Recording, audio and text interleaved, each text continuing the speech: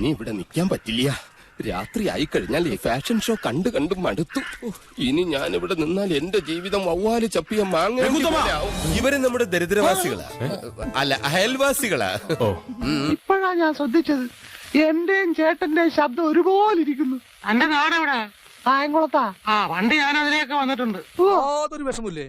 വിഷമം വരുമ്പോ ഞാൻ ചട്ടകെടുത്ത് ചൂടുള്ള പായസത്തിലിട്ട് 2 ഇളക്കിളക്കും. എന്നിട്ട് വിഷമം നിന്നില്ലെങ്കിൽ 2 പപ്പടം. സ്വന്തം പറയാൻ എന്റെ കയ്യിൽ ഇത് മാത്രമുള്ളടാ.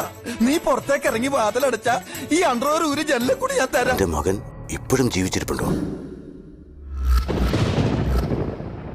അവൻ തന്നെ അത്.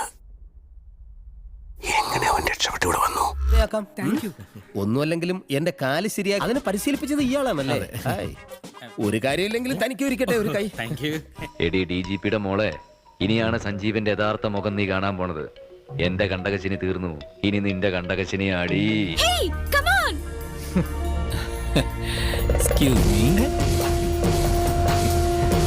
രാവിലെ മുതൽ നാട്ടുകാരടി, പോലീസുകാരടി, ഇപ്പൊ നിന്റെ അടി. ഞാനെന്തടി ചണ്ടേ? അബ്രാം ഖുറേഷി അബ്രാം.